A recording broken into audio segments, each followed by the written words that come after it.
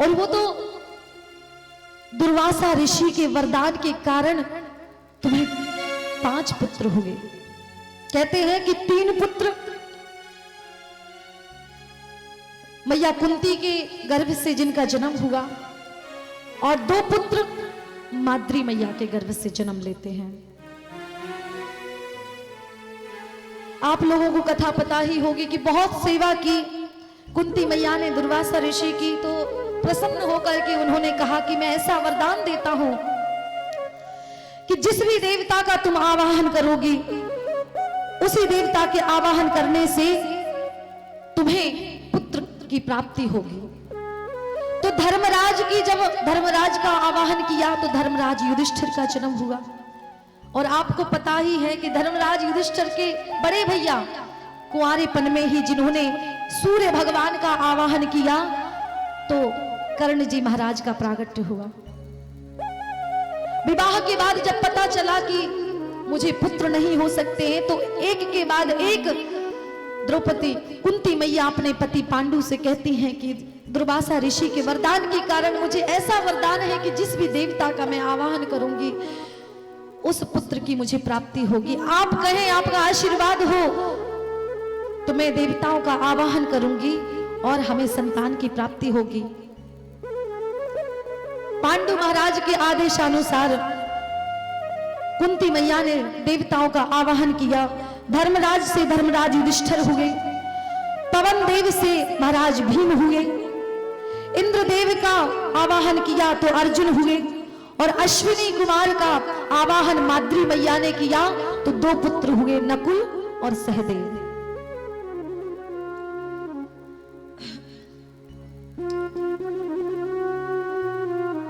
तुम्हारे पति का निधन हो गया, बच्चे धीरे धीरे आपने जैसे तैसे बच्चों का पालन पोषण किया, बच्चे बड़े हुए, लेकिन फिर भी न जाने कितनी संकट आए। आपको लाक्षागृह में भेजा गया, आग लगवाई गई, विष भरे लड्डू भेजे गए, कितने दुखों का सामना किया, पूरा जीवन बिना पति के निकाल दिया, कितने दुखों का सामना किया और फिर भी तुम दुख मांग रही हो। जैसे इतना कहा द्रौपदी कुंती मैया कहने लगी कन्हैया वो कुछ भी हो, क्योंकि जितने भी जीवन में दुख आए मेरे साथ सहयोग किसने किया, मेरे जीवन में जितने भी दुख आए साथ किसने दिया, तुमने दिया ना। क्योंकि दुख होता है तो इंसान भगवान को याद करता है और सुख में कोई याद नहीं करता। तो मैं ये चाहती हूं कि आप हमेशा मेरे पास रहो, इसीलिए दुख ही आए, दुख आएंगे तो मैं आपका सुमिरन करूंगी और आप मेरे पास रहोगे, और अगर सुख आ गए तो मैं आपका सुमिरन नहीं करूंगी, नहीं कर पाऊंगी और आप मुझसे दूर हो जाएंगे। कहती हैं बा दुख के माथे सिल पड़े जामे, बा दुख के सुख के माथे सिल पड़े जामे हरि नाम बिसराया, और बलिहारी बा दुख की में जामे पल पल नाम जपा। बस सुख के माथे सिल पड़े, पत्थर पड़े उस सुख पर जिसमें मैं आपका विस्मरण कर जाऊं, जिसमें मैं आपको भूल जाऊं, लेकिन बलिहारी बा दुख की मैं जामे पल पल नाम रटाया। वो दुख मुझे प्राणों से भी प्यारा है जिस दुख में मैं आपका सुमिरन करूंगी, क्योंकि आप लोग जानते हो दुख में सुमिरन सब करे लेकिन सुख में करे ना कोई, और जो सुख में सुमिरन करे तो दुख काहे को हो।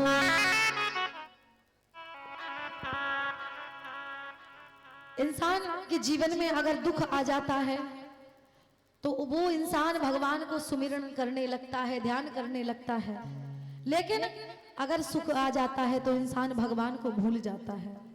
जैसे एक उदाहरण दूं, फॉर एन एग्जाम्पल, जैसे एक व्यक्ति अगर फ्लाइट में है, फ्लाइट में यानी कि जहाज में उड़ रहा है और सूचना आए कि थोड़ी ही देर के बाद जहाज क्रैश हो जाएगा, यानी कि फट जाएगा, विस्फोट हो जाएगा।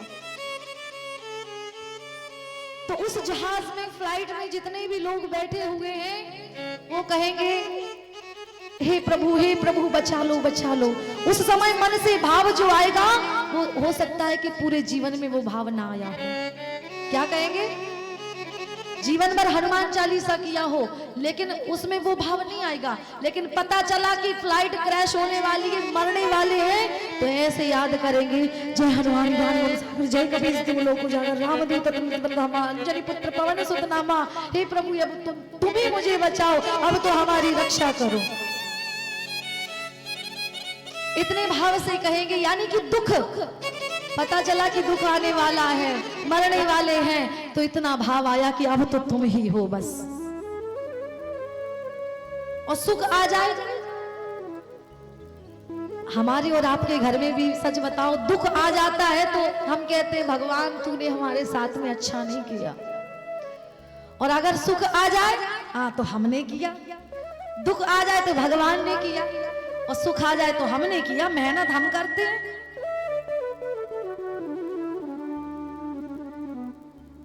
है कि नहीं बात सही?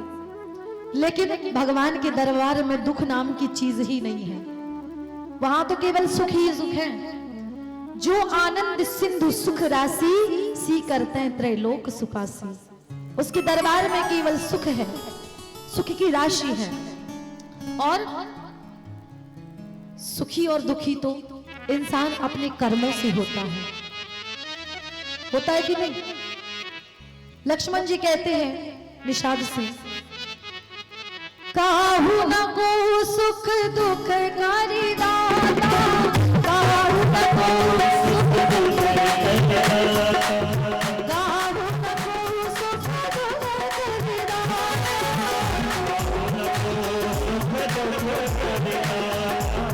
निज कृत कर्म मोह सब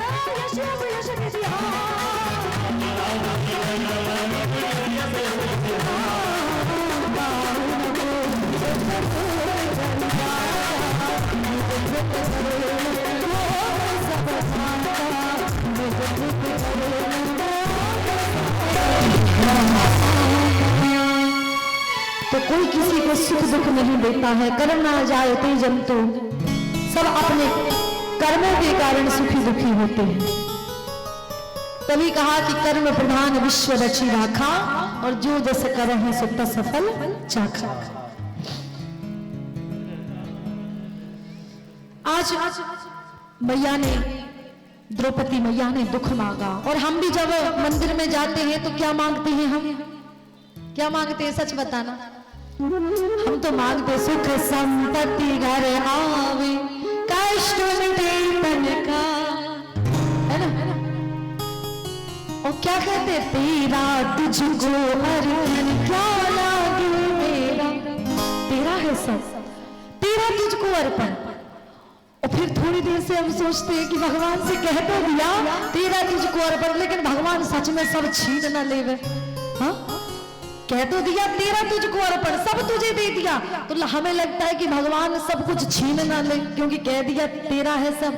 तो फिर हम कहते हैं नहीं नहीं, तेरा तुझको अर्पण पहले कह दिया, फिर कहते हैं सुख संपत्ति घर आवे, कष्ट मिटे तन का।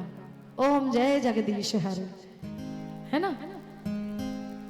लेकिन मांगना है तो कभी भगवान के दरबार में जाकर के भगवान से, भगवान को मांगना कि प्रभु तुम मुझे मिल जाओ। और जब उसे मांगोगे ना तो उसके पास में सब कुछ है, वो अपनी गोदी में बिठा लेगा। अगर गोदी में बैठ जाओ तो हमें बताओ, जो बाप किसी बच्चे को गोद ले लेता है सब कुछ उसी का हो जाता है कि नहीं? इसी प्रकार से भगवान को हम मांगेंगे तो वो हमें अपनी गोदी में बिठा लेगा और सब कुछ फिर हमारा ही हो जाएगा। मांगना है तो द्रौपदी मैया जी जैसा दुख मांग करके देखो, जिनमें भगवान को भूले ना, भगवान पास में रहे। और मांगना है तो भरत के जैसा मांगना। जिस समय प्रयागराज की पवित्र भूमि में भरत भैया पहुंचे, भरत भैया के सामने प्रयागराज जी महाराज प्रकट हुए। क्या चाहिए? भद्र भाव से मैं प्रसन्न हूं, क्या चाहिए? भरत भैया कहने लगे, अगर मुझे देना है, मुझे संसार की कोई चीज नहीं चाहिए। हमें क्या चाहिए होती है? अर्थ धर्म काम मोक्ष, ये चाहिए होती हैं 4 चीजें। लेकिन भरत भैया ने उन्हीं को ठुकरा दिया कि अर्थ न धर्म न काम रुचि, अर्थ न धर्म न काम रुचि, गति न चाहो निर्वाण, और जन्म जन्म रति राम पद, यह निर्वाण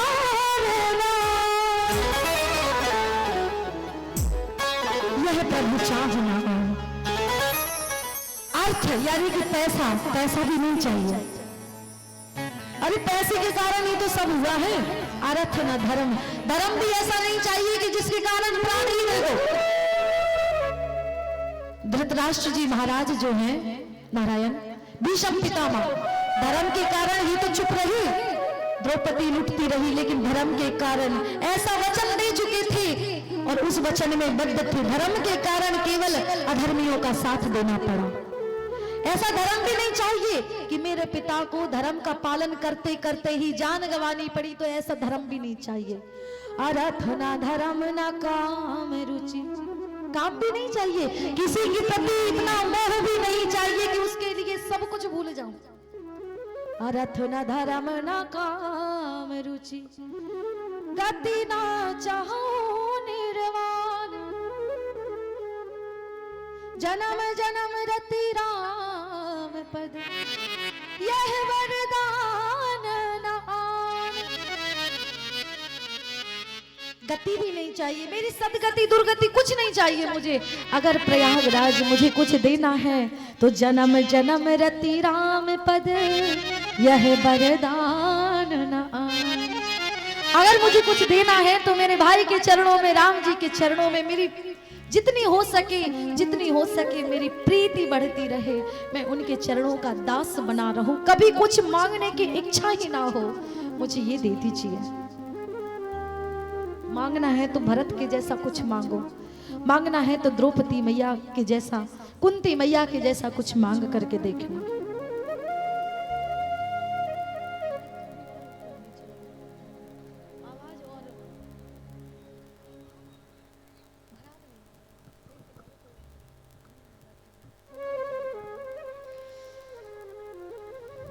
आज भगवान जाने लगे तो युधिष्ठिर जी महाराज ने रोक लिया, प्रभु रुकिए कुछ समय के लिए। कुंती मैया ने रोक लिया तो आज भगवान रुक गए। हस्तिनापुर में एक कक्ष में भगवान बैठे हुए हैं और ध्यान कर रहे थे। भगवान क्या कर रहे थे? ध्यान। अर्जुन आए, अर्जुन ने देखा कि भगवान नेत्र बंद किए हैं, ये ध्यान कर रहे हैं। अर्जुन बोले, प्रभु आप किसका ध्यान कर रहे हो? भगवान बोले, हम अपने भक्त का ध्यान कर रहे हैं, जो मुझे भजता है मैं उसका ध्यान करता हूं। अच्छा, जैसे इतना कहा भगवान बोले कि भगवान से आज अर्जुन जी कहने लगे कि ये बताइए अभी आप किस भक्त का भजन कर रहे थे, किस भक्त का ध्यान कर रहे थे, बताइए। भगवान कहने लगे, अभी मैं जिस भक्त का ध्यान कर रहा था वो है भीष्म पितामह, जो बाणों की सैया पर लेटे हुए हैं 6 महीनों से, और वो मुझे याद कर रहे हैं। चलो उनके दर्शन करना है। भगवान ने रथ सजाया और रथ सजा करके युधिष्ठिर जी महाराज को भी उस पर बिठाया। भगवान ने सोचा, क्योंकि युधिष्ठिर जी महाराज सब कौरव जब मर गए थे, खत्म हो गए थे, तो युधिष्ठिर जी महाराज को राजा बना दिया गया। और राज सिंहासन पर बैठे हुए युधिष्ठिर जी महाराज को, धर्मराज को लगता है ना जाने कितनी लाशें इस सिंहासन के नीचे दबी हुई हैं। उन्हीं लाशों के ऊपर, उन्हीं मृत शरीर के ऊपर उन्हें ऐसा आभास होता था कि सिंहासन रखा हुआ है। मन में अशांति थी, चिंता थी। भगवान ने युधिष्ठिर जी महाराज के मन को शांत करने के लिए आज भीष्म पितामह के द्वारा उपदेश सुनवाने के लिए, ताकि इनका मन शांत हो जाए, इसीलिए आज कुरुक्षेत्र की भूमि में गए रथ पर बिठा करके, जिसमें द्रौपदी मैया, पांचों पांडव, कुंती मैया, सभी लोग गए। आज जैसे ही भगवान भीष्म पितामह के सामने पहुंचे, भीष्म पितामह कहने लगे, प्रभु मैंने अधर्मियों का साथ दिया, आप फिर भी मेरे पास आ गए। मैं यही चाहता था गोविंद कि अंतिम समय में मुझे आपके दर्शन हो जाए। 6 महीने से मैं इस बाण की शैया पर इसीलिए लेटा हुआ हूँ कि आप आ जाएं और मैं दर्शन कर लूं। इतनी देर क्यों लगा ली प्रभु? लेकिन खैर आप आ गए, मेरे लिए वही बहुत है। भगवान कहने लगे, पितामह धर्मराज युधिष्ठिर को कुछ ऐसी सीख दीजिए, उपदेश दीजिए, इनका मन अशांत है, ताकि ये अपना राजकारभार अच्छे से चला सके, निर्वाहन कर सके। जैसे इतना कहा, आज भीष्म पितामह प्रणाम करके भगवान को और आज उपदेश देने लगे। भीष्म पितामह कहने लगे, दान धर्मान राज धर्मान स्त्री मोक्ष धर्मान विभागश स्त्री धर्मान भगवत धर्मान समासव्यासयोगता।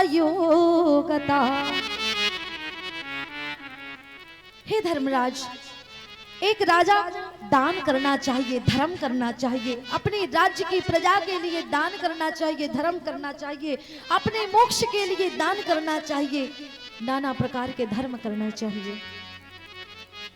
कहीं किसी बेटी का विवाह हो रहा है और उसका पिता असमर्थ है, उसके पास पैसे नहीं हैं, तो तुम वहां पर दान करो, धर्म करो। भूखे को भोजन कराओ, दान करो, धर्म करो। राज्य की प्रजा के लिए दान करो, अपने मोक्ष के लिए, ताकि तुम्हें मोक्ष मिल सके, इसके हेतु भी दान करो। और स्त्री धर्मान भगवत धर्मान समासव्या संयोगता।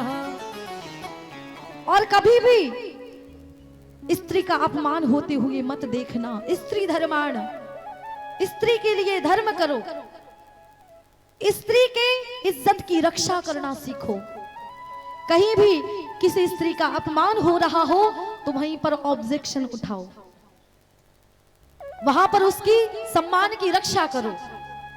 जैसे इतना कहा, आज द्रौपदी मैया धीरे से हंस पड़े, हाँ, ऐसे करके जैसे ही थोड़ी सी हंसी, आज भीष्म पितामह कहने लगी, बेटी तुम अभी हंसी हो? द्रौपदी मैया कहने लगी, नहीं नहीं पितामह, वो ऐसे गलती से हो गया, थोड़ी सी हंसी आ गई।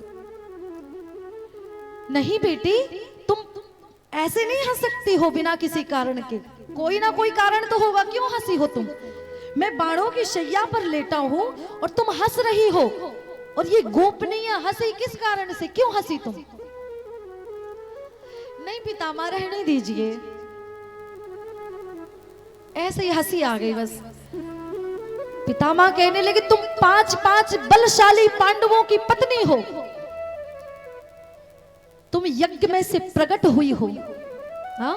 और तुम बिना किसी कारण के नहीं हंस सकती हो, तुम मूर्ख नहीं हो, तुम साक्षात देवी हो, और तुम हंसी हो तो कोई ना कोई कारण होगा, मुझे कारण बताओ, क्यों हंसी तुम?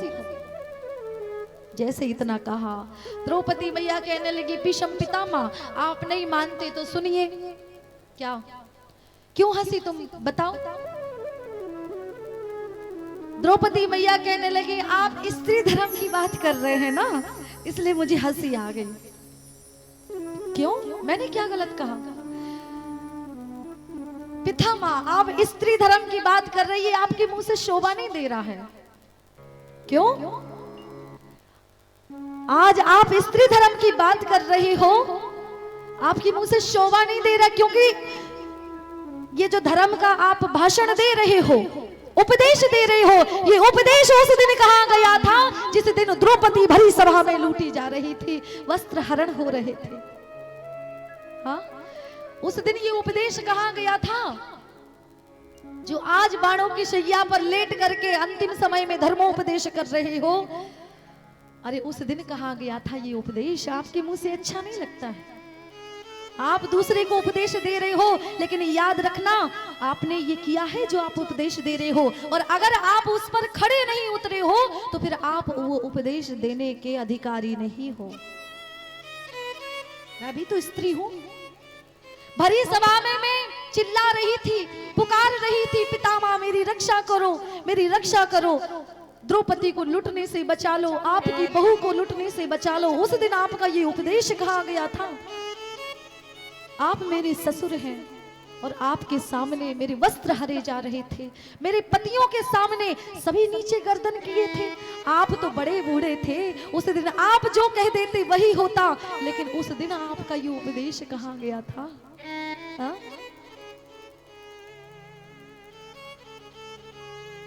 आप शोभा नहीं दे रही हो ये उपदेश करते समय, इसीलिए मुझे हंसी आ गई, और कोई बात नहीं। भीष्म पितामह कहने लगे, पुत्री तुम्हारी बात सही है, लेकिन जिस समय तुम्हारे वस्त्र हरे जा रहे थे ना, उस समय मैंने इसलिए आवाज नहीं उठाई थी, इसलिए मैं नहीं रोक पाया था चाहते हुए भी, क्योंकि उस समय मेरे अंदर ऐसा रक्त दौड़ रहा था कि जिसने मुझे चाह करके भी आवाज नहीं उठाने दी। उस समय मैंने दुर्योधन का जूठा अन्न खाया था, और जूठा अन्न शरीर में प्रवेश किया तो वैसा ही मेरा मन बन गया। कहते हैं ना, जैसा खाओगे अन्न वैसा बनेगा मन, और जैसा पियोगे पानी वैसी बनेगी वाणी। पानी तो जो हम पीते हैं वो भी पानी है, और पानी तो शराब मदिरा भी है पानी, लेकिन शराब मदिरा जब लोग पी लेते हैं तो वाणी बदल जाती है कि नहीं?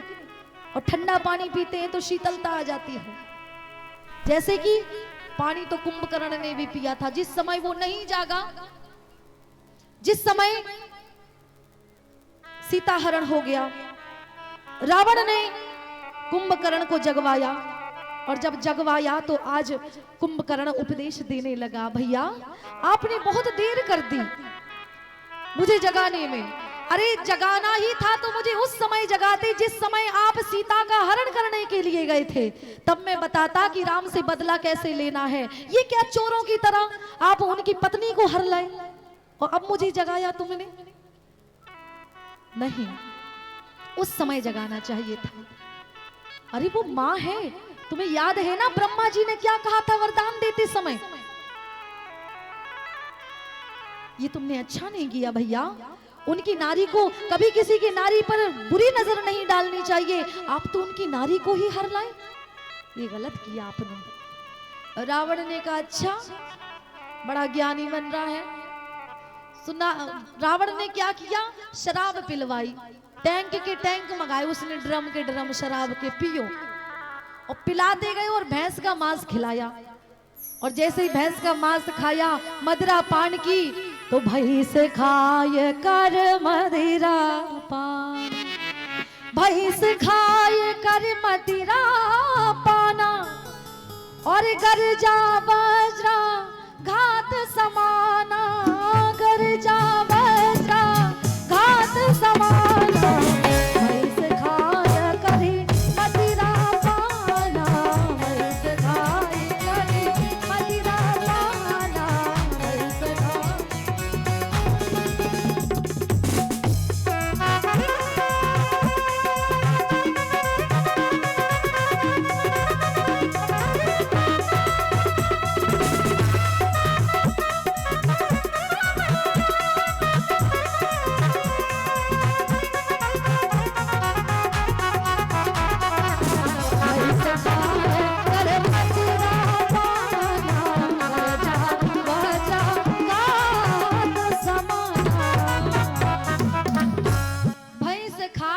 मदिरा पाना और गरजा वज्राघात समाना।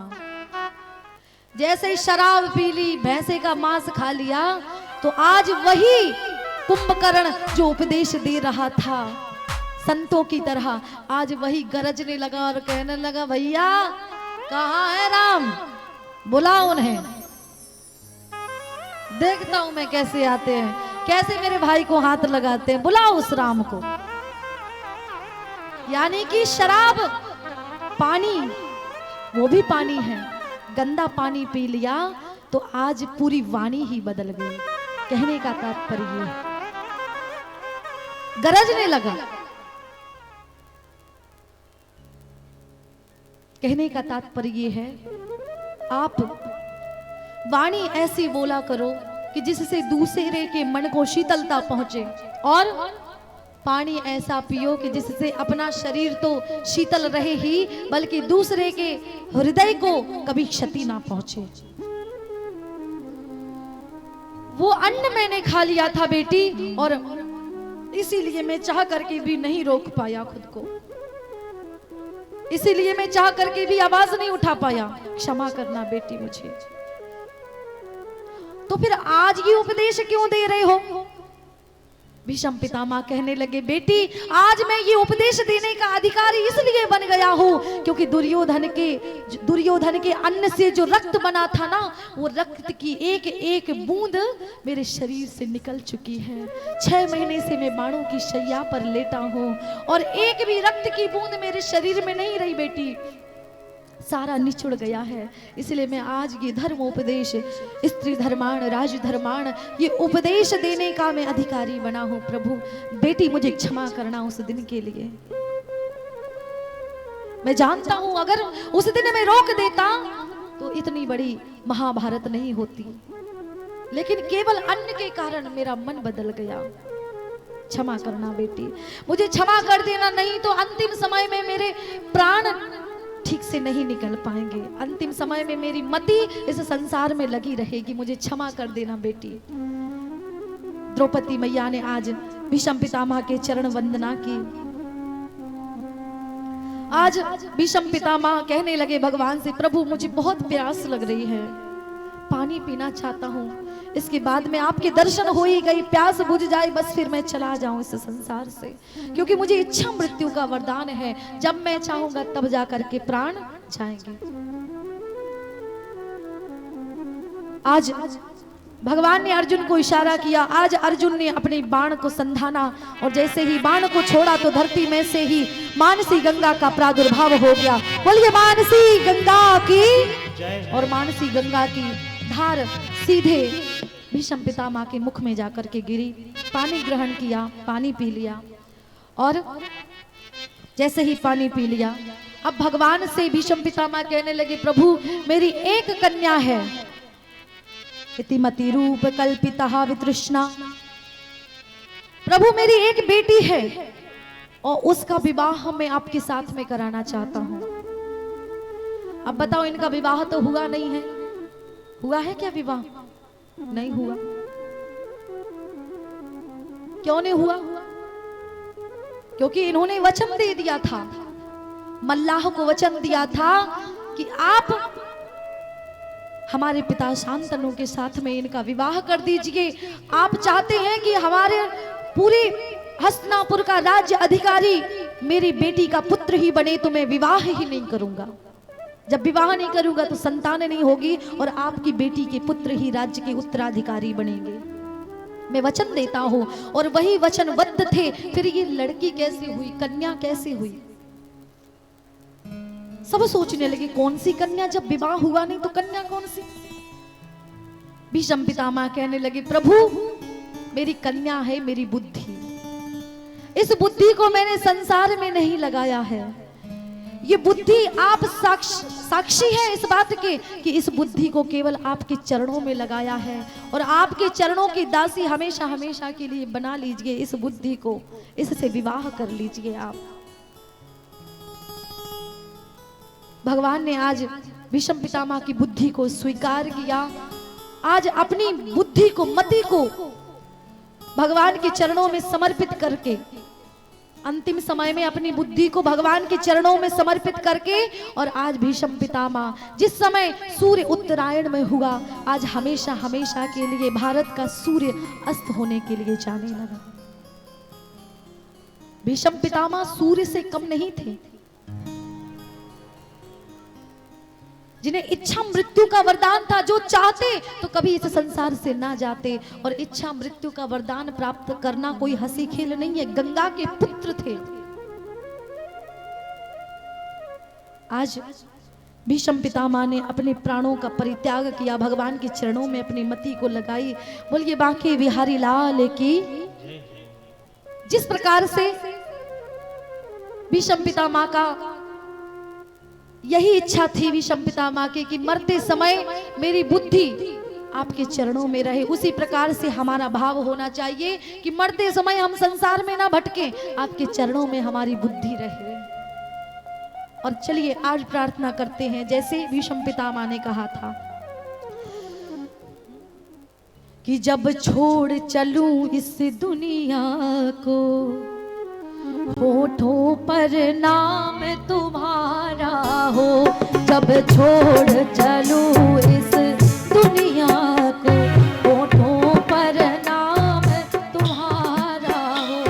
चाहे स्वर्ग मिले या नरक मिले, चाहे स्वर्ग मिले चाहे नरक मिले, हृदय में वास तुम्हारा हो। चाहे स्वर्ग मिले चाहे नरक मिले, हृदय में वास तुम्हारा। जब छोड़ चलूं इस दुनिया को, होठों पर नाम तुम्हारा हो।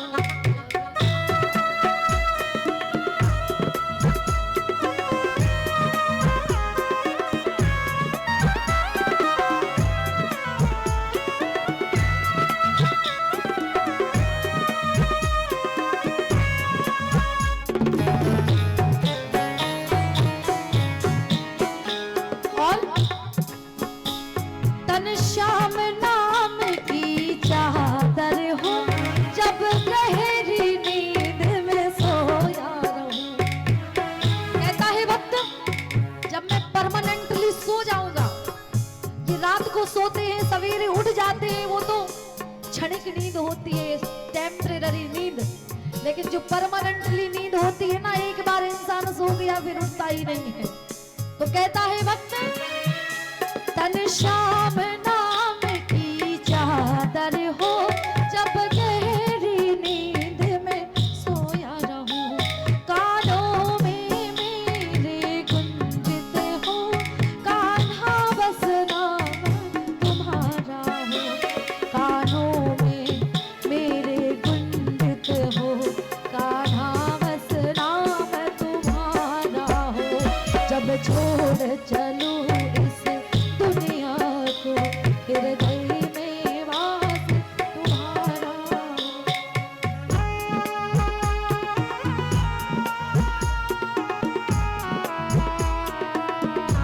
और कहता है भक्त, जब मेरा विमान जा रहा हो अर्थी के लिए, तो रस्ते में तुम्हारा मंदिर हो, जब मंजिल को प्रस्थान करूं। आप लोग विद्वान जने समझ रहे होंगे, आखिरी मंजिल इंसान की शमशान भूमि है। तो एक भक्त कहता है, जब मेरी अर्थी जा रही हो तो रास्ते में तुम्हारा मंदिर मिल जाए, एक बार जाते समय दर्शन कर लूं। रास्ते में तुम्हारा मंदिर हो, जब मंजिल को प्रस्थान करूं। चौखट पे तेरी मनमोहन, चौखट पर तेरी मनमोहन, अंतिम प्रणाम हमारा हो। चौखट पे तेरी मनमोहन, अंतिम प्रणाम हमारा हो।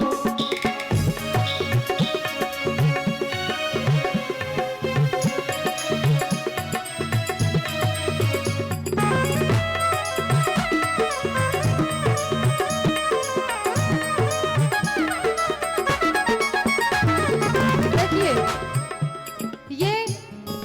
सत्य है।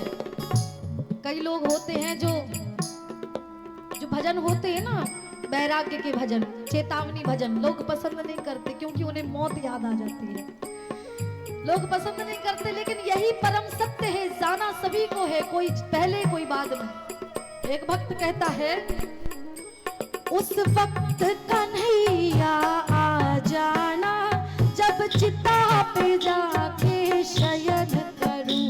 उस वक्त कन्हैया आ जाना जब चिता पे जाके शयन करूं। मेरे मुख में तुलसी दल देना, मेरे मुख में तुलसी दल देना, इतना बस काम तुम्हारा हो, छोड़ चलो दुनिया को, मेरे घर में नाम तुम्हारा हो, छोड़ चलूं इस दुनिया को, हृदय में नाम तुम्हारा हो।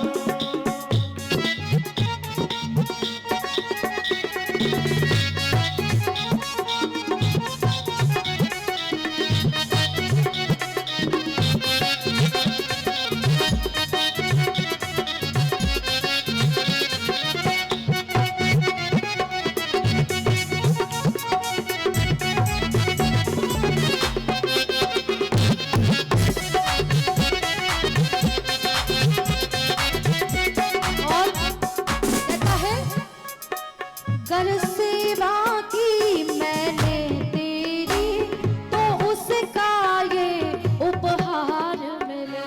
कर सेवा की मैंने तेरी, उसका ये उपहार मिले। इस प्रिया भगत का सावरिये, इस प्रिया भगत का सावरिये, नहीं आना कभी दोबारा हो। इस प्रिया भगत का सावरिये, नहीं आना जाना दोबारा हो। जब छोड़ चलूं इस दुनिया को, होठों पर नाम तुम्हारा हो। जब छोड़ चलूं इस दुनिया को, हृदय में वास तुम्हारा हो। बोले शिवा की बिहारी लाल की जय।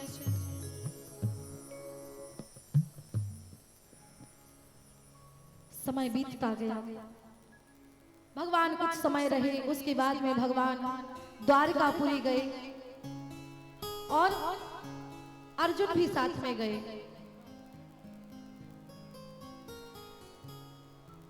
बहुत समय बीत गया, लेकिन न भगवान वापस आए न अर्जुन वापस आए। तो आज पत्र भिजवाया गया, युधिष्ठिर ने पत्र भेजा, अर्जुन वापस आए तो मुख लटका हुआ है, उदास है। युधिष्ठिर जी महाराज ने पूछा, क्या हुआ, ये उदास क्यों हो? अर्जुन कहने लगे, जिन्होंने हमारा जीवन भर साथ दिया हमें, वो भगवान, वो द्वारकाधीश। लाक्षागृह में जब आग लगाई गई तो हमें बचाया जिन्होंने, वो द्वारकाधीश, वो भगवान कन्हैया। विश्व भरे लड्डू भेजे गए तो उनसे बचाया हमें किसने? भगवान बांके बिहारी श्याम सुंदर ने। हमेशा हर दुख में साथ देने वाले भगवान श्याम सुंदर कन्हैया अब इस धरती पर नहीं रहे, उनका गोलोक गमन हो गया है। जैसे इतना सुना, पीछे से द्रौपदी मैया, कुंती मैया चली आ रही थी, जैसे इतना सुना कि कन्हैया इस धरती पर नहीं रहे, तो आज कुंती मैया ने सुनते ही और धड़ा पर धड़ाम से गिर गई और वहीं पर प्राणों का परित्याग कर दिया। बोलिए भक्तवत्सल भगवान की। जैसे इतना सुना, पांचों पांडवों ने आज वैराग्य वेश धारण कर लिया, द्रौपदी मैया ने वैराग्य वेश धारण कर लिया, वलकल वस्त्र पहन लिए और आज सन्यासी होकर के हिमालय पर्वत पर एक के बाद एक जाने लगे। साथ में गए और एक के बाद एक सबकी मृत्यु हो। अपने बेटे परीक्षित को राजपाट सिंहासन दिया, अपने पौत्र अपने नाती परीक्षित को राजपाट सिंहासन हस्तिनापुर का राजा बना करके, और पांचों पांडव चले गए। एक के बाद एक के बाद एक सबकी मृत्यु हो गई। अंत में सबसे पहले द्रौपदी मैया का मरण होता है, उसके बाद एक पांचों पांडव, और सबसे अंत में युधिष्ठिर जी महाराज का मरण होता है। शरीर को त्यागते हैं। कहते हैं कि एक पल के लिए युधिष्ठिर जी महाराज को भी नरक देखना पड़ा था। आपको पता होगा क्यों नरक जाना पड़ा उन्हें भी। जो धर्मराज थे, जो कभी असत्य नहीं बोले, हमेशा धर्म के मार्ग पर चले, उन्हें नरक क्यों जाना पड़ा?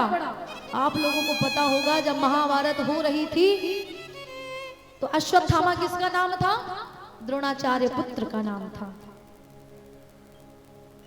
और द्रोणाचार्य जी महाराज को वरदान था कि जिस समय उन्हें पता चलेगा उनकी पुत्र की मृत्यु होगी, तभी यही सूचना मिलकर कि उनकी मौत होगी। उनका अंत करने के लिए, द्रोणाचार्य जी महाराज को खत्म करने के लिए आज झूठ बोला गया। झूठ भी नहीं था, पूरा झूठ नहीं था। सभी पांडवों ने कहा कि अश्वत्थामा मारा गया, लेकिन सच में मारा गया था, लेकिन द्रोणाचार्य पुत्र नहीं, हाथी मारा गया था, अश्वत्थामा नाम का हाथी। द्रोणाचार्य जी महाराज बोले हम नहीं मानेंगे कि मेरा पुत्र मारा गया, अश्वत्थामा मारा गया। अगर धर्मराज कह देंगे कि अश्वत्थामा मारा गया तो मैं मान जाऊंगा। सभी पांडवों ने कहा भैया कह दो, झूठ बोल दो। और वैसे भी झूठ नहीं है, सच में अश्वत्थामा हाथी मारा गया, लेकिन आपको सिर्फ ये कहना है कि हाँ अश्वत्थामा मारा गया। आज धर्मराज जी महाराज ने कह दिया, युधिष्ठिर जी ने कह दिया हाँ अश्वत्थामा मारा गया। और जैसे इतना सुना, द्रोणाचार्य जी महाराज का अंत हो गया। तो आधा झूठ था आधा सत्य था, इसीलिए थोड़ी देर के लिए युधिष्ठिर जी महाराज को भी नरक देखना पड़ा। तो हम और आप कौन सी खेत की मूली हैं? हम तो बात बात पे झूठ बोलते हैं कि नहीं? थोड़ी सी बात पे, छोटी छोटी बातों पे झूठ बोलते हैं। तो जब जिन्होंने आधा झूठ बोला आधा सत्य बोला उन्हें नरक जाना पड़ा, तो हम स्वर्ग थोड़ी जाएंगे डायरेक्ट? हाँ, हमें भी नरक जाना पड़ सकता है, और कौन जाने कौन कहाँ जाएगा। That is depend on his Karma. ये उसके कर्मों पे डिपेंड है, ये उसके कर्मों पे निर्भर करता है कि कौन कहाँ जाएगा। कर्म अच्छे होंगे तो स्वर्ग जाएंगे, कर्म बुरे होंगे तो नरक जाएंगे, है कि नहीं? कहते हैं कि जो जैसा करता है वो वैसा भरता है। ये जो पाप होता है ना, 100 करोड़ वर्षों तक नहीं सड़ता है। जो पुण्य होते हैं वो तो जल्दी से छीन हो जाते हैं, खत्म हो जाते हैं, लेकिन जो पाप होते हैं कल्प कोटि शतैरपि, 100 करोड़ वर्षों तक, 100 करोड़ कल्पों तक ये पाप नहीं सड़ता है। इसलिए जो भी काम करना दूर का सोच के करना कि इसको हमें ही भरना है। भगवान गणेश का जो स्वरूप है कुछ ना कुछ सिखाता है। उनके नेत्र जो हैं छोटे छोटे हैं, क्यों है पता है? उनके नेत्र हमें सिखाते हैं कि जीवन में जो भी काम करो, क्योंकि दूर का देखना हो तो हम नेत्र छोटे कर लेते हैं कि नहीं? प्रैक्टिकल करके देखो। अब हम दूर बैठे हैं और हमें देखो तो आंखें छोटी छोटी करके देखोगे ना, अगर ज्यादा दूर होंगे तो और आंखें छोटी कर लोगे। यानी कि भगवान गणेश के नेत्र सिखाते हैं कि जो भी काम करो दूर का सोच के करो कि इसका फल तुम्हें ही मिलेगा। अच्छा करोगे तो अच्छा, बुरा करोगे तो बुरा। भगवान गणेश का जो मुख है कैसा है? छोटा है, और कान बड़े हैं, जो सिखाते हैं listen more and talk less, यानी कि ज्यादा से ज्यादा सुने और कम से कम बोले। लेकिन हमारा तो भैया उल्टा है, हम ज्यादा बोलते हैं, सामने वाले की सुनते कम है। लेकिन भगवान गणेश के कान मुंह सिखाता है कि कम से कम बोले, ज्यादा से ज्यादा सुने। भगवान गणेश के कान कैसे हैं? सूप की तरह। और सूप क्या करता है?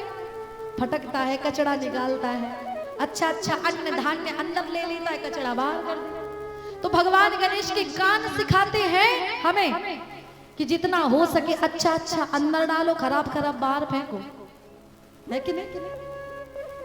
लेकिन हमारा तो उल्टा है, गलत चीजें हम भरते जाएंगे और अच्छी चीजें निकल जाती हैं दिमाग से जल्दी, है ना? ऐसा नहीं होना चाहिए। अच्छी अंदर डालो और खराब खराब चीजें दिमाग के बाहर, कान से बाहर, इस कान से सुनो, इस कान से निकाल दो, ऐसा होना चाहिए।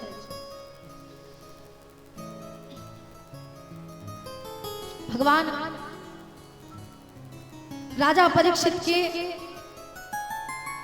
राजा बनने की कथा यहीं से शुरू होती है कि जब पांडव मर जाते हैं, भगवान खत्म हो जाते हैं, यानी कि भगवान तो कभी खत्म नहीं हुए, हर कण में भगवान विराजमान है। लेकिन इस शरीर का जो धर्म है, इस आत्मा का जो धर्म है, शरीर का समय पर परित्याग करना। क्या धर्म है आत्मा का? समय पर इसका परित्याग करना, त्यागना। तो वही सिखाने के लिए कि रे इंसान, मैं तो परमात्मा हूं, भगवान हूं, और फिर भी मुझे शरीर का त्याग करना पड़ा, फिर भी शरीर का त्याग करना पड़ा, तो तू किस खेत की मूली है? अभिमान मत करना। क्योंकि मुझे बताओ, जिस भगवान ने गोवर्धन पर्वत 7 कोस का गोवर्धन पर्वत 7 दिन तक और कनिष्ठ का उंगली पर रखे रहे, वो भगवान क्या बाण के एक बाण से मरेंगे? जिन्होंने इतनी बड़ी सर्प कालिया नाग को, इतने बड़े विषैले कालिया नाग को, जिसके कारण सारी की सारी यमुना नदी, विशाल नदी विषैली हो गई थी, इतना विष उस सांप के अंदर था।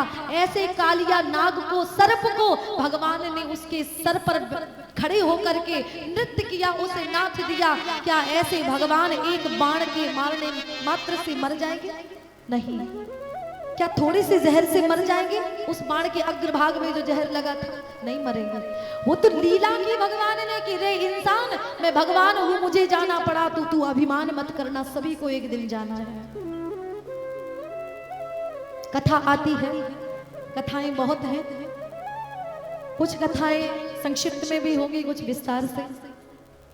वर्णन आता है कि संप्रस्थिते द्वारिकायां जिष्णो बंधु दुर्दृक्षयाः यातुं च पुण्यश्लोकस्य कृष्णस्य च विचेष्टितम्।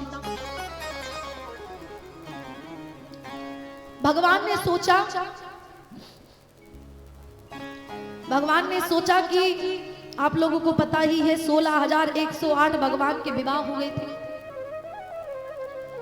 और सब रानियों के 10-10 पुत्र और एक-एक पुत्री, एक-एक कन्या हुई थी। टोटल कितने हो गए? कितने हो गए टोटल? 16,108 रानियों के 11-11 संतानें, 10-10 पुत्र, एक-एक कन्या, कितने हो गए? कल बताइए, ठीक है? हमारा मैथ इतना जोरदार नहीं है, हम तुरंत बता दें।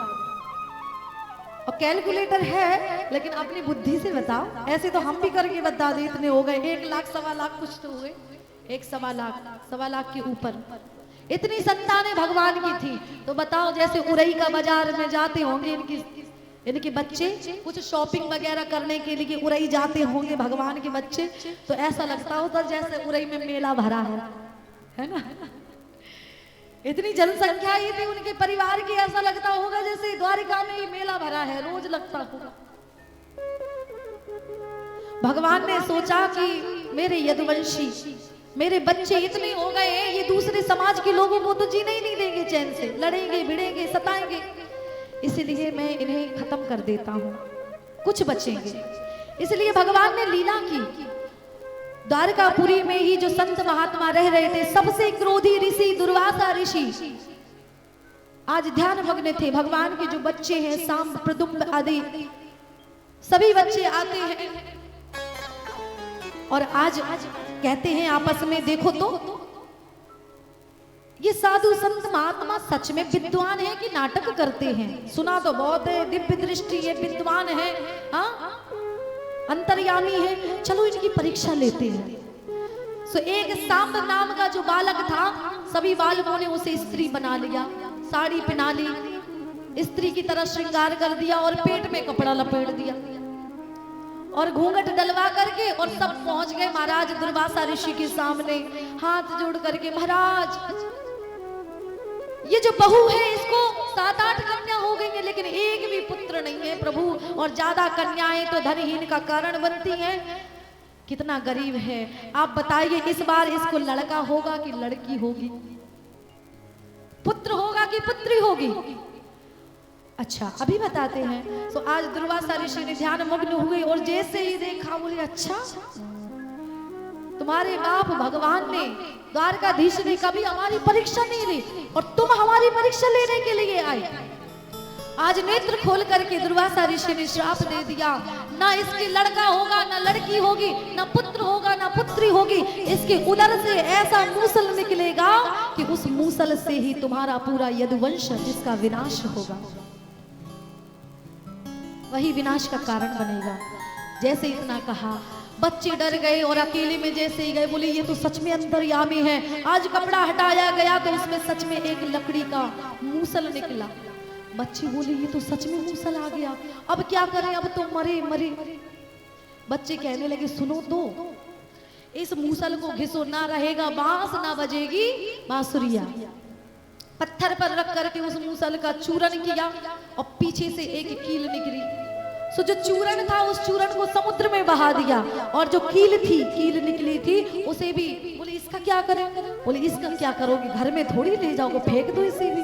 सो उसे भी फेंक दी और उसको एक मछली ने निगल ली उस कील को। समय बीतता गया और वो जो चूरन था उस लकड़ी का मूसल का, उससे सरकंडा नाम की घास पैदा हो गई समुद्र के तट पर। समय बीतता गया, एक समय की बात है कि भगवान के जो बच्चे हैं बड़े हो गए। सभी ने सोचा कि बहुत दिन हो गए, चलो ट्रिप मनाने चलते हैं बाहर, थोड़ा मन अच्छा हो जाएगा। इसलिए सब बच्चों ने क्या किया, सभी लोग यदुवंशियों ने क्या किया कि समुद्र के तट पर ट्रिप मनाने के लिए गए, घूमने के लिए गए। और जैसे ही घूमने के लिए गए तो मदिरा का पान किया, शराब का पान किया और शराब पी करके एक दूसरे को उल्टा सीधा बोलने लगे। और जैसे एक दूसरे को उल्टा सीधा बोले तो बिना किसी कारण के लड़ाई झगड़ा होने लगा। अब मारने के लिए कुछ था नहीं, तो वही सरकंडा नाम की घास थी, वही चूरन से बनी थी जो, क्योंकि श्राप था और वो श्राप तो सफल होगा ही। आज उस सरकंडा नाम की घास को उन यदुवंशियों ने उखाड़ा जिसकी धारदार तलवार की तरह नोक है, एक दूसरे पर प्रहार किया और एक दूसरे को मार दिया। केवल 4-5 बच्चे, भागवत में लिखा है वारुणिम मदिराम पीत्वा मदोन्मथित चेतसाम आजानतामि वान्योन्यम चतुः पंचाविशेषिता। केवल 4-5 बच्चे, चतुः पंचाविशेषिता, केवल 4-5 यदुवंशी बचे। उन्हीं से यदुवंश आज हम देखते हैं, यदुवंश उन्हीं से आगे बढ़ा, बाकी सब खत्म हो गए। अब भगवान ने कहा हमारा परिवार का तो सर्वनाश हो ही गया है, 4-5 बच्चे हैं, ये कुछ नहीं बिगाड़ेंगे। अब हम अपने जाने की क्रिया करते हैं, लीला करते हैं। सो आज भगवान एक वृक्ष के नीचे, कदम्ब के वृक्ष के नीचे भगवान लेटे हुए हैं और बांसुरी का वादन कर रहे थे। आज इधर एक जरा नाम का बहेलिया अपने मित्र मछुआरे के पास गया और मछुआरे से कहने लगा मित्र शाम हो गई है, चलो घर चलते हैं। बहेलिया कहने लगा मित्र सब मछलियां बिछ गई, लेकिन एक मछली के मुख से जब हमने उस मछली को काटा तो उसमें से देखो ये लोहे की कील निकली है, ये तो और बिक जाए तो फिर थोड़ा और आ जाए, रोज से ज्यादा थोड़ा पैसा आ जाएगा। बहेलिये ने, जरा नाम के बहेलिये ने उस कील को लिया, बोले ये तो मेरे काम की है, कितनी धार है इसमें, इसे मैं अपने तीर पे चढ़ाऊंगा। उसने तीर पे सजा लिया, चढ़ा लिया उस कील को। और आज वही जरा नाम का बहेलिया शिकार खेलने के लिए इधर जंगल में आया जहां भगवान वाक्य विहारी श्याम सुंदर द्वारकाधीश लेटे हुए थे। जरा नाम का बहेलिया आया और उसे लगा कि हिरण्य है, क्योंकि भगवान के पैर में पदम लगा हुआ था। पदम, जन्म से ही उनके पैर में पदम था, तो वो पदम हिरण्य की आंख की तरह चमक रही थी, चमक रहा था। उस बहेलियों को लगा कि ये हिरन की आंख है, इसीलिए उसने वही तीर जिस पे कील लगी हुई है, वही तीर आज उस पदम में मारा। तो वो तीर जाकर के भगवान के पैर में, जो पदम है पैर में जाकर के वो तीर लग गया। और जैसे ही तीर लगा, अब इस जरा नाम के बहेलिये ने सोचा कि अपना शिकार उठा लाऊं। जैसे ही शिकार लेने के लिए आया, देखा कि भगवान के पैर से रक्त निकल रहा है, रक्त प्रवाहित हो रहा है। चरणों में गिर पड़ा, प्रभु मुझे क्षमा करना, क्षमा करना, ये मुझसे क्या हो गया?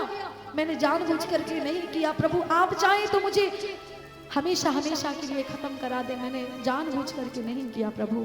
भगवान कहने लगे, जरा बहेलिए तुम चिंता मत करो, मेरे जाने का समय आ गया है। उसी समय उद्धव पहुंचे, प्रार्थना करने लगे, प्रभु अब धर्म किसकी शरण में जाएगा? भगवान ने कहा भागवत की शरण में जाएगा, क्योंकि भागवत में मेरी ज्योति रखी जाएगी, मेरी जो प्राणों की ज्योति है वो भागवत में रखी जाएगी। तो ये साक्षात परमात्मा है, साक्षात भगवान है। तेने यम वांगमयी मूर्ति प्रत्यक्ष वर्तते हरि, सेवनाथ वनाथ पाठा दर्शनाथ पापनाशिनी। जरा नाम के बहेलिए से भगवान कहने लगे, तुम चिंता मत करो, ये तो मैंने एक लीला रची है, जो जैसा करेगा वो वैसा भरेगा। क्योंकि पिछले जन्म में जब तुम बाली थे तो छुप करके मैंने तुम्हें मारा था, इस जन्म में तुमने मुझे मार दिया बाण से। हाँ, कर्म के बंधन से तो भगवान भी नहीं छूटे, भगवान तो ब्रह्म है, लेकिन लीला बताने के लिए, दर्शाने के लिए, चेतावनी देने के लिए कि हे इंसान, जो तू करेगा वो भरेगा, तू ही भरेगा, जैसा कर्म करेगा।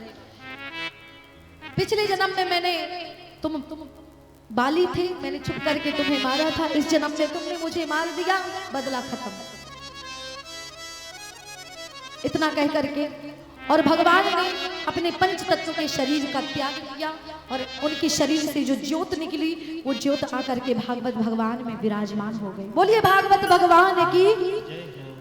और वो परमात्मा हर जगह है, हरि व्यापक सर्वत्र समाना, प्रेमति प्रगट होई मैं जाना, व्यापक विश्व रूप भगवाना, तेहि हरि देह चरित कृत नाना। वही भगवान हर जगह पे है।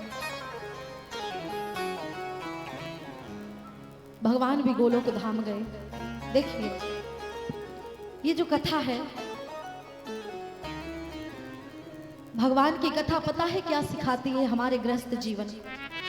भगवान कहते हैं कि जुए के कारण कौरवों का विनाश हुआ, सर्वनाश हुआ, और मदिरा के कारण मेरे वंश का विनाश हुआ। इसीलिए हे इंसान, कभी मदिरा का पान मत करना, कभी जुआ मत खेलना।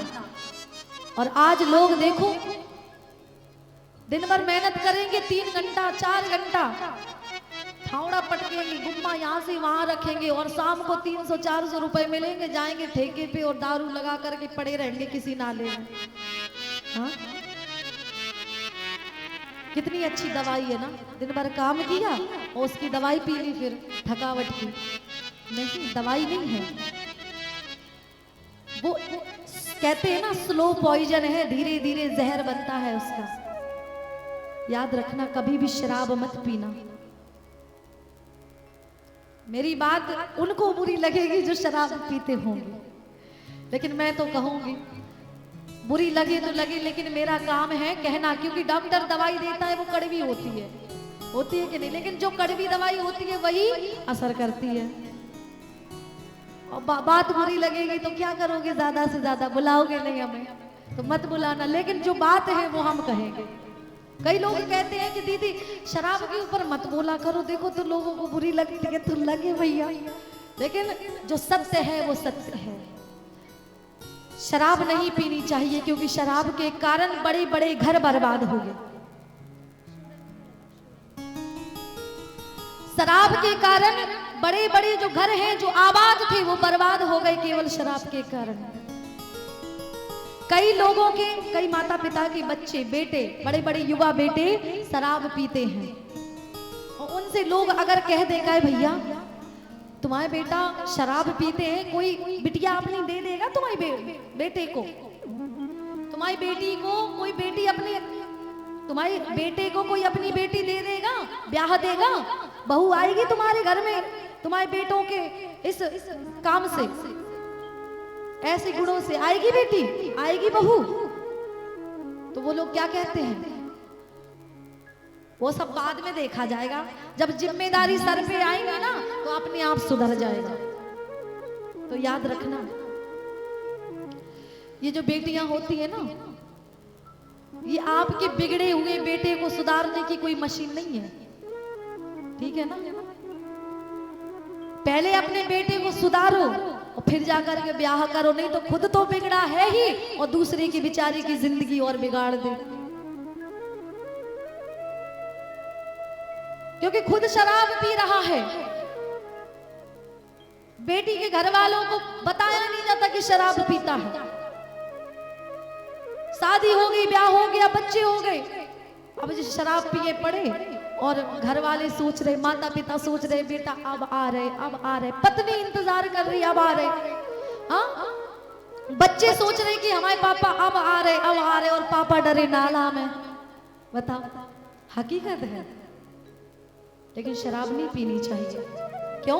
क्योंकि इसके बहुत दुष्परिणाम होते हैं। कई घर ऐसे हैं कि जहां पर जवान बेटी बैठी हुई है, लेकिन शराब में इतने अंधे हो जाते हैं वो लोग जो शराब पीते हैं कि जिनको पता भी नहीं है, ज्ञात भी नहीं होता कि हमारे घर में जवान बेटी बैठी है, उसका विवाह करना है, उसकी जिंदगी बनानी है, जीवन संवारना है। जवान बेटियां बैठी हैं और शराब में अंधे पड़े हैं। कई लोग ऐसे आपको देखने को मिलेंगे समाज में। कई पत्नियों को उनके पति के शराब ज्यादा पीने के कारण कई पत्नियों को गलत मार्ग पे जाना पड़ता है। दूसरे के घरों में नौकरी करनी पड़ती है, नौकरानी बन करके रहती हैं।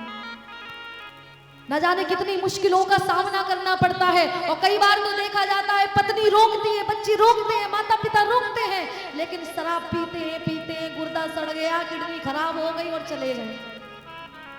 अब बेचारी जो नाना प्रकार की आशाएं लेकर के आई थी कि मेरे पति ऐसे होंगे, बेचारी युवा अवस्था में ही बेवा हो जाती है, विधवा हो जाती है। उसकी क्या गलती, मुझे बताइए। कई बच्चे सोचते हैं हमारे पिताजी हमें पढ़ाएंगे लिखाएंगे, लेकिन पिताजी पी रहे शराब, तो घर में खाने को नहीं है, पढ़ाएंगे लिखाएंगे कब। अपने घर को अगर अच्छे से चलाना है, अपने घर में सुख शांति चाहिए, तो ये जो शराब और जुआ है ना, ये बिल्कुल त्याग देना मेरे भगवत प्रेमियों। यही कथा का सार है, यही वेद कहते हैं। अगर आप में कोई अंतर नहीं आया कथा को सुन के, तो फिर आपकी कथा किसी काम की नहीं है। ना वक्ता की कहने की कोई सार्थकता है और ना सुनने की। और जो जुआ खेलते हैं, जुआ जब लोग खेलने के लिए जाते हैं तो 100 रुपए से खेला तो 500 आ गए, और 500 आ गए, 100 रुपए डालने पड़े थे, 500 आ गए। अब चलो 500 से फिर खेल लेता हूँ, अब 5000 आ जाएंगे, है ना। फिर 5000 आ गए। अब फिर से 5000 से 50,000 करने की कोशिश की, तो फिर से जुआ खेला तो वो 5 चले गए। अब सोचने लगे, कर्जा लेकर के सोचने लगे कि मैं 5000 तो कमा करके रहूंगा, लेकिन फिर वो 5000 फिर से खेले जुआ तो वो 10,000 चले गए।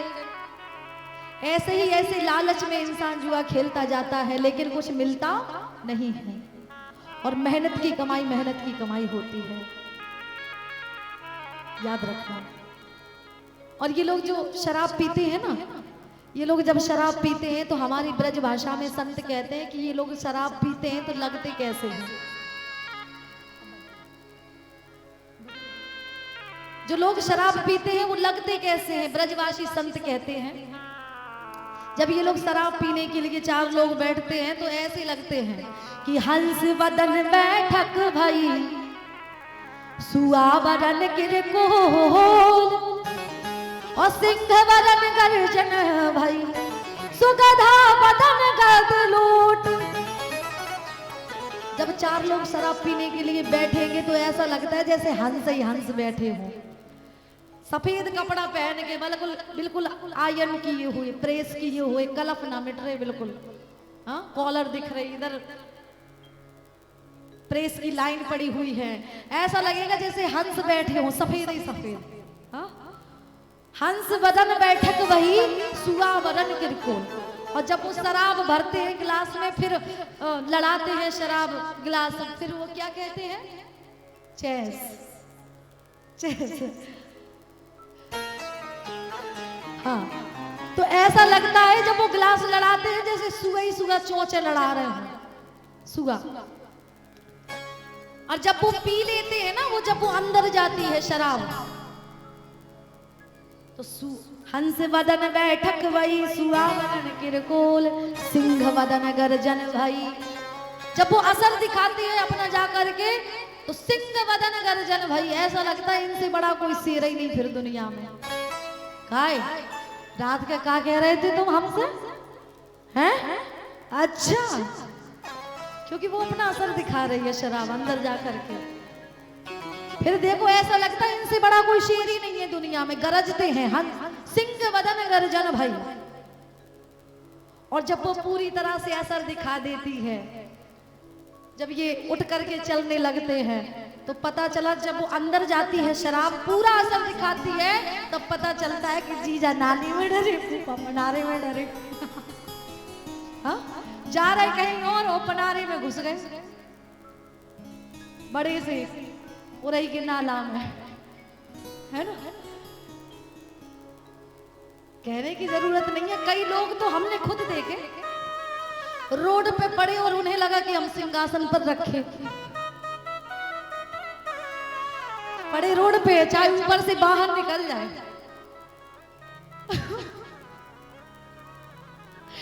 देखो हमारे भैया कह रहे कई लोगों के तो कुत्ता मुंह छांटते हैं।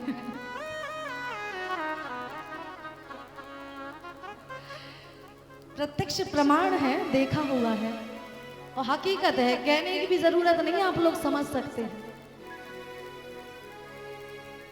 ये तो हंसी की बातें हो गई, लेकिन ये शराब घर को बर्बाद करती है।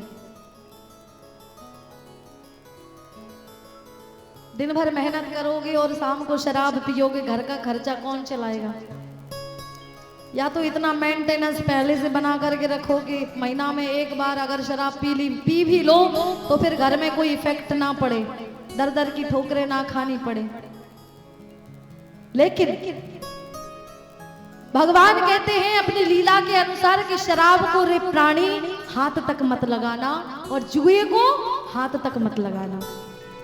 अब वो आपकी मर्जी कि आपको क्या करना है, हमारा काम है कहना। शराब में कलयुग का वास है, आगे चल करके कथा आती है। कहने का तात्पर्य यही है, जो लोग शराब पीते हैं वो लोग शराब नहीं पिएंगे। आज कथा पंडाल में प्रण कर लो। वैसे शराब पीने वाले आते ही नहीं है ना, नहीं आएंगे। इसीलिए भैया सभी का स्वागत है, आप सबकी कथा है, आइए और कथा को सुनिए। और ये आपके लिए औषधि है, जो बातें यहाँ पर बताई जाती है केवल हमारी कथा में नहीं, सभी संतों की कथा को सुनिए और वो एक औषधि के समान अपने जीवन में धारण कीजिए। आप वंदना टीवी चैनल के माध्यम से लाइव देख रहे हैं, अपने घरों पे देखिए, अपने रिश्तेदारों को बताइए। सभी लोग वंदना टीवी चैनल को सब्सक्राइब करें, लाइक करें। और हमारा चैनल है श्री जी प्रियंका शास्त्री, तो उसे भी सभी लोग सर्च कर लें, सब्सक्राइब कर लें और कथा को शेयर करें। सभी लोग कथा सुने। कथा अच्छी लग रही है ना? लग रही है अच्छी? शराब की कह रही ना ताते ने, लग रही हुई अच्छी। चलिए आइए एक भजन, आगे की कथा। कि अरे नर